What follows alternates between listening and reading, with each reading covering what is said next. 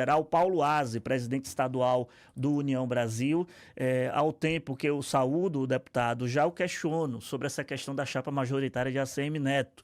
Na Bolsa das Apostas, em que proporção está de 0 a 10 essa composição com Zé Cocá? Boa tarde. Boa tarde, Vitor. Boa tarde a todos que acompanham o Boa Tarde Bahia aqui da Band. Uma satisfação enorme ter o prazer de estar aqui pela primeira vez conversando com você, discutindo os problemas da Bahia. Olha, eu diria que a sua aposta está no caminho certo. Antes de falar em nomes, a gente fala de perfil. E o perfil que a Semineto e todos nós avaliamos como sendo um perfil ideal para o seu companheiro de chapa é exatamente uma liderança que tenha um nome consolidado no interior, que tenha experiência administrativa, que tenha tido sucesso na sua trajetória política, que tenha inserção e conhecimento das lideranças dos diversos municípios do nosso estado. E é claro que o prefeito de Feira de Santana, Zé Ronaldo, e também o prefeito de Jiquié, Zé Cocá, assim como a prefeita de Vitória da Conquista, Sheila Lemos, atendem a todos esses pré-requisitos. Eu diria que o nome de Zé Cocá, ele está naturalmente se consolidando. O prefeito de Feira de Santana, Zé Ronaldo, está no início do seu mandato. A prefeita de Vitória da Conquista, Sheila, que também colocou o seu nome à disposição, também tem os compromissos delas no município de Conquista. E o nome de Zé Cocá flora como o nome que tem hoje maior possibilidade, maior probabilidade de compor essa chapa. Você sabe, Zé Cocá foi reeleito prefeito de Jiquié com a maior votação entre os prefeitos de toda a Bahia, teve mais de 90% dos votos na sua reeleição, teve um papel importante presidindo a União dos Prefeitos da Bahia, ali ele criou laços de relações com a grande maioria das lideranças políticas do interior, portanto um nome que eu diria que encaixa bem nessa composição que terá a Semineto como governador, agora, se Deus quiser, Zé Cocá como vice, e os candidatos a Senado, João Roma e Ângelo Coronel. Eu lhe diria que essa era a chapa dos sonhos que todos nós alimentávamos como aquilo que seria ideal. E estamos muito perto de consolidar isso, de formalizar e anunciar essa chapa à sociedade baiana. Sobre o palanque nacional, Aze, a gente sabe que há uma interferência direta da candidatura presidencial na candidatura ao governo da Bahia. A gente viu isso de maneira evidente na eleição de 2022. Qual é a sua defesa hoje da postura que a Semineto deve adotar nesse campo? Porque, ao mesmo tempo que tem ali um amigo de longas datas como Caiado sendo colocado como pré-candidato, tem outros nomes que há um diálogo franco com a Semineto, como Ratinho Júnior, como Eduardo Leite. Você tem também na chapa que vai ser formalizada o PL com João Roma, que tem também um pré-candidato em franca campanha, como já esteve aqui no Nordeste nesse fim de semana, o Flávio Bolsonaro. E muito do que foi apontado como um dos erros da Semineto da campanha passada foi ficar no tanto faz, não abraçar a candidatura presidencial. O que é que pensa Paulo Aze sobre essa configuração na Bahia com a Semineto agora em 26? Olha, Vitor, eu imagino que Neto vai, no momento oportuno, anunciar o seu voto, aquele que ele vai apoiar. Agora, é claro que nós estamos diante de um palanque eclético. Você bem disse, o PL vai nos apoiar, tem um candidato a senador, pré-candidato a senador João Roma, e também tem um pré-candidato à presidência da República. Todos sabem a relação que Neto e todos nós sempre tivemos com o governador Ronaldo Caiado, que está hoje no PSD e que devem também apresentar um candidato. O Partido Novo, que é um partido que também milita no nosso campo político, deve apresentar, possivelmente nos próximos dias, a pré-candidatura do governador de Minas Gerais, o governador Zema. Portanto, são pré-candidatos a presidente que militam no nosso campo e que estarão no nosso palanque na eleição de outubro. Então, eu imagino que a Semineto deve indicar o seu voto, deve dizer qual é a sua preferência, mas o seu palanque estará aberto para receber todos esses candidatos, futuros candidatos a presidente da República, cujos partidos estejam ao nosso lado aqui na Bahia. Falando agora sobre temas do Congresso, a gente já está recebendo diversas perguntas sobre esse assunto, vou tentar trazer de uma maneira direta a questão da escala 6x1. Como é que tem analisado esse processo? O deputado chegou a dizer recentemente que era um tema histórico, de uma responsabilidade em tanta na CCJ da Câmara Federal, está como relator dessa proposta. Como deve ser o encaminhamento? Acredita que nesse primeiro semestre ainda esse assunto vai ser pacificado? E alguns ouvintes, nossos telespectadores, estão perguntando se o deputado é a favor da escala 5x2. Olha, Vitor, é claro que esse é um tema que envolve uma série de desafios. O primeiro deles, enfrentar essa discussão num ano eleitoral. A gente sabe que o Congresso Nacional ele é muito relacionado àquilo que vai acontecer nas eleições. E as pessoas, claro, estão muito antenadas com os anseios populares, com as demandas que efetivamente mobilizam a população. Essa questão da redução da jornada de trabalho, esse é um tema histórico, não é? E que essa discussão não ocorre apenas no Brasil, ela ocorre em vários países do mundo, não é? Eu entendo de forma assim, muito clara, e foi por isso que eu aceitei essa missão, que há espaço para a redução da jornada no país, que a gente pode avançar nesse tema, mas ao mesmo tempo precisamos ter responsabilidade para buscar uma solução que beneficie os trabalhadores, que eles efetivamente possam ter mais tempo de convivência com as suas famílias, oportunidades de ter momentos de lazer maiores do que hoje a atual legislação permite, mas com um olhar também cuidadoso para aqueles que empregam. E a grande preocupação aqui, especificamente nesse ponto, são para as pequenas e microempresas, os pequenos e microempresários, aqueles que empregam 4, 5, 6, 7 pessoas e que sofrerão os maiores impactos. Eu estou entre aqueles que não acreditam que essa alteração possa trazer uma catástrofe na nossa economia, possa fazer com que o país tenha uma redução na sua capacidade, né, de produção, nível de empregos, nada disso. Eu acho que o país hoje ele tem efetivamente condições de absorver uma redução da jornada sem redução de salários, porque não faz sentido se discutir redução de jornada de trabalho e atrelar isso a uma redução do salário das pessoas, porque aí você praticamente não teria nenhum tipo de ganho. Eu defendo... Tem esse sentido pressionado pelo campo empresarial sobre Olha, esse as tema? pressões, elas existem, são legítimas.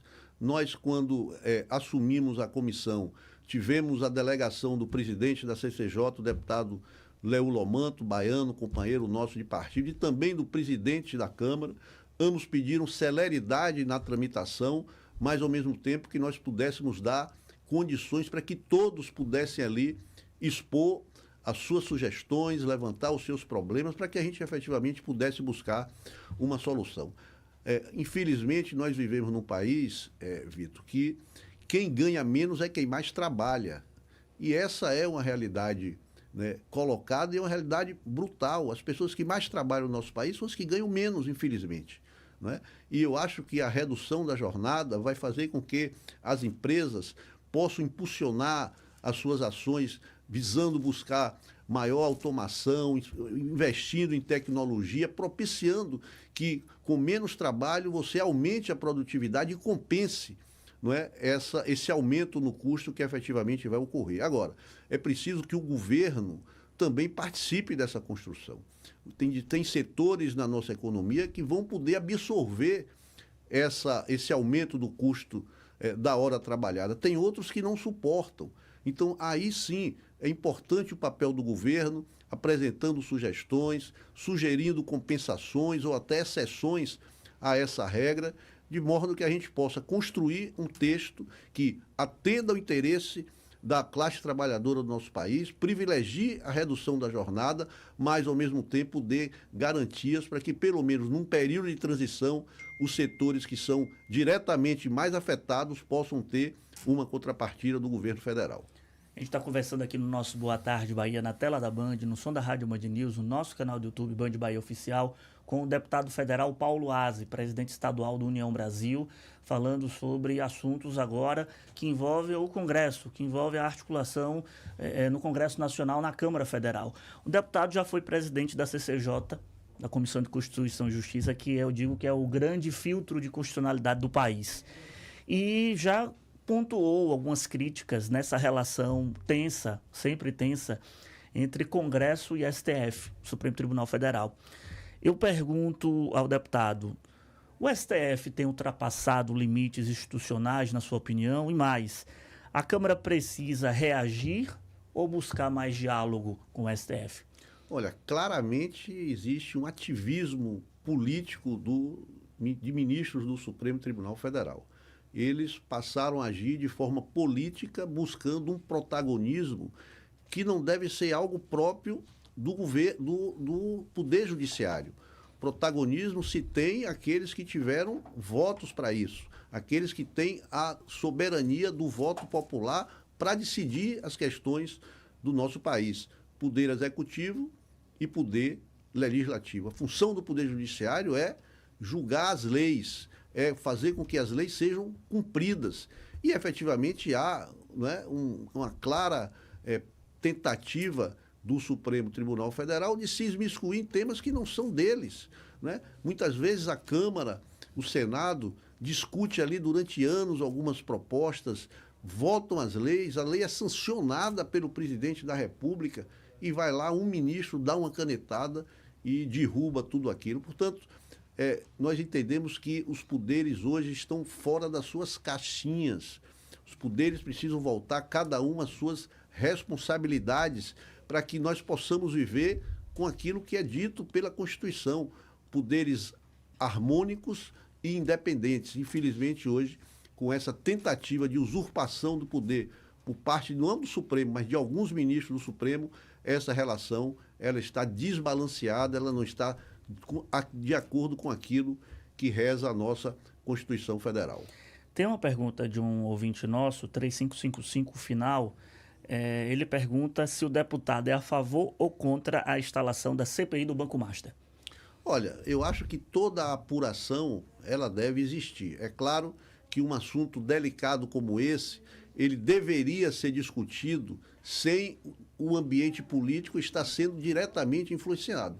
Eu sempre fui a favor de todas as investigações que ocorrem a nível de Congresso Nacional, mas, infelizmente, o que a gente tem visto nas últimas CPI é uma espetacularização sem limites, né? Os membros daquelas comissões tentando a todo momento ter ganhos eleitorais naquela tentativa, né? Muitas vezes dispondo questões ligadas à vida particular das pessoas de forma que não considera mais correta.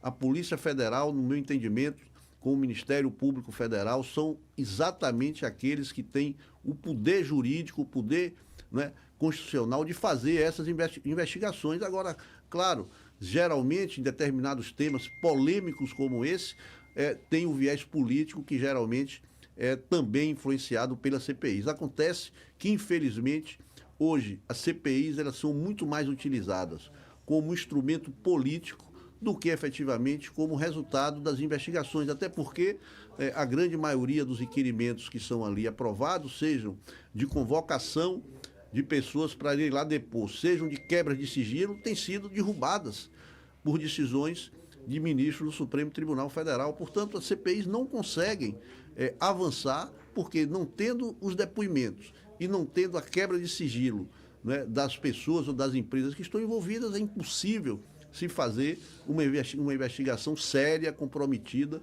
buscando efetivamente resultados concretos para o país. A gente está conversando com o deputado federal Paulo Aze aqui no nosso Boa Tarde Bahia. Como tem analisado a relação entre o Congresso Nacional, a Câmara Federal principalmente, e o governo federal, o governo do presidente Lula? Há quem diga que Lula encontrou, de fato, um terreno totalmente diferente do que foi o Lula 1, do que foi o Lula 2 no Congresso, e isso fez crescer esse ruído nessa relação. Melhorou, afinou ou piorou na visão do deputado? Olha, Vitor, é muito claro que hoje o governo federal ele não tem maioria na Câmara dos Deputados. A composição atual da Câmara coloca o governo numa posição minoritária muito flagrante. Agora, isso não impediu que as matérias que o governo consideravam como fundamentais, principalmente na área da economia, pudessem ser votadas e aprovadas, né, diversos projetos que o governo federal encaminhou à Câmara, foi discutida, votada, muitas delas alteradas, mas foram aprovadas. Né? Eu cito aqui a questão da PEC da segurança pública, a isenção do imposto de renda para aqueles que ganham até R$ 5.000 e tantas outras matérias que, mesmo o Congresso, a Câmara, tendo uma posição majoritariamente contra o governo federal, mas aprovaram as medidas e deram ao governo federal, ao Poder Executivo, as condições de governar. É claro que em outras pautas, principalmente aquelas vinculadas a costumes, que é uma pauta muito cara, né, e é muito ideológica, a esquerda defende determinadas situações e a direita em outro caminho, essas pautas efetivamente não avançaram. Mas aquilo que é mais importante para o país, as questões ligadas à economia e à própria governabilidade, o governo praticamente aprovou tudo o que queria no Congresso Nacional.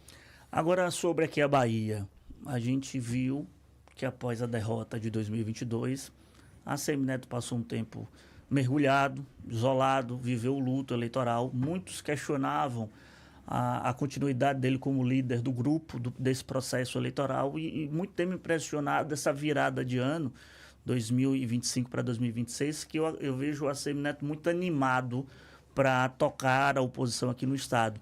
Aí eu lhe pergunto, o que é que tem movido essa animação de ACM Neto? O que é que tem analisado dessa disputa do governo do Estado? Porque a gente sabe que combater quem está sentado na máquina, como é o caso do governador Jerônimo Rodrigues, não é uma tarefa fácil, Paulo Rossi. Olha, Vitor, é claro que para alguém que perdeu uma eleição da forma que nós perdemos, ali praticamente no detalhe, e para alguém que tinha uma expectativa muito grande de vencer as eleições já em 2022, foi um baque, não é, muito grande.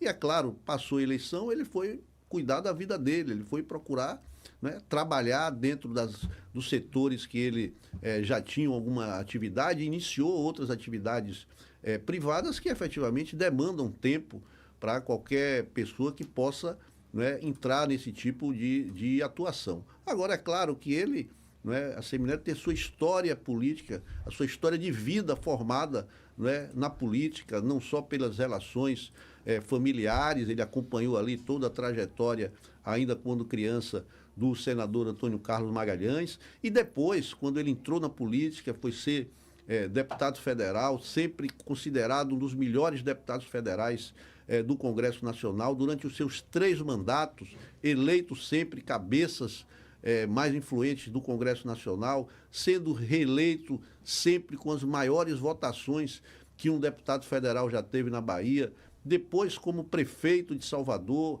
recebendo a cidade naquela situação que todos nós não gostamos nem de nos lembrar, e ele durante 8 anos transformou a nossa capital, né, fazendo com que aqueles que moram em Salvador voltassem a se orgulhar, né, da sua cidade, né, avançando de forma muito clara isso. Eu acho que nem os adversários, né, têm coragem, né, de alguma forma tentar diminuir a gestão que ele fez aqui. Portanto, ele tem essa natureza política, o objetivo de vida dele é estar na política, e ele quer, como ninguém, ter a oportunidade, né, de governar o nosso Estado. Está completamente preparado para isso. Ele foi forjado na política, deu demonstrações da sua competência política, deu demonstrações da sua competência administrativa.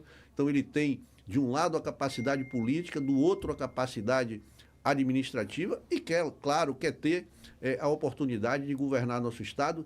E entendo que ele reúne todas as condições para ser um grande governador, e, se Deus quiser, assim o será a partir de janeiro do próximo ano.